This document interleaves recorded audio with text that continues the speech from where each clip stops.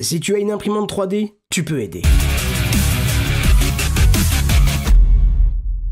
Comme tu le sais en ce moment, si tu regardes un petit peu les infos confinées chez toi, le personnel médical, mais pas que, rencontre une pénurie de masques de protection. C'est une catastrophe et les personnels en contact avec les malades prennent un risque inimaginable. Et ça en 2020, c'est inconcevable. Alors sache que si tu es chez toi et que tu n'es pas en télétravail, ou même peut-être, tu peux quand même aider de multiples façons. Alors je ne vais pas énumérer toutes les façons d'aider, non, moi je vais juste m'adresser aux makers et plus particulièrement ceux qui ont une imprimante 3D chez soi. Si tu as une imprimante 3D à la maison, tu vas pouvoir aider. Je t'explique. Le principe est simple, le but est d'imprimer des supports de visière où vont pouvoir être montés des feuilles transparentes afin de protéger de postillons, projections et toute autre saloperie qui pourrait passer. Certes, ce n'est pas le plus efficace, on est bien d'accord, mais la moindre protection peut être utile. Alors dans l'idéal, il faudrait imprimer en PETG parce que c'est un plastique qui est similaire à ce qu'on trouve dans la conception des bouteilles d'eau ou des bouteilles de coca par exemple, et il résiste aux produits désinfectants des hôpitaux. Si tu n'en as pas, je te conseille de regarder sur Facebook dans les associations qu'il y a autour de toi, car elles peuvent te fournir gratuitement du matériel pour imprimer, comme du fil en PETG, des buses, et ça va te permettre d'imprimer ces supports. Voilà le type de support de visière que tu pourras imprimer.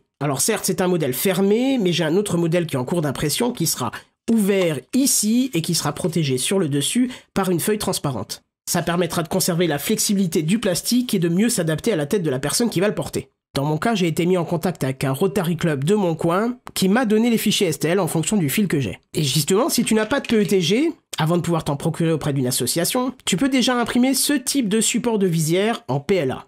Et tu peux les rendre disponibles pour les commerçants de ton coin, par exemple dans ton supermarché. Parce que oui, le caissier ou la caissière, le boucher, la bouchère, le pharmacien, la pharmacienne, eux peuvent respecter la distance de 1 mètre. Mais avoir une protection en plus, c'est pas négligeable. De plus, il y a des infirmières libérales qui, elles, n'ont rien du tout comme matériel de protection, et ça, ce serait d'enfer. Alors ce modèle en PETG bien plus grand est en priorité réservé aux hôpitaux, et plus particulièrement aux services en contact rapproché avec des malades.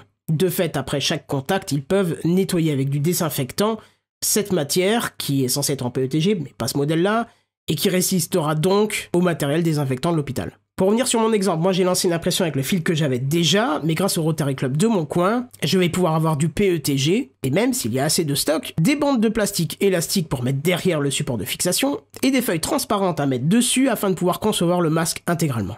Quand j'aurai une petite quantité, idéalement 5-6 minimum, une personne relais de l'association va venir les chercher directement et les livrer aux centres médicaux en priorité. Alors certes, face à la pénurie, c'est qu'une petite quantité qui est livrée, mais si toutes les personnes qui ont une imprimante 3D peuvent se mobiliser, on arrivera peut-être à faire bouger les choses. Alors si tu as une imprimante 3D, ne te dis pas que tu ne peux rien faire de chez toi. Au contraire, tu peux la mettre en route et imprimer ces supports qui serviront et pourront sauver des vies. Ça te prendra pas beaucoup de temps et en plus tu te rendras utile. Et même si tu peux en faire que 1, 2, 3 par jour, c'est toujours ça de prix et c'est bien mieux que rien.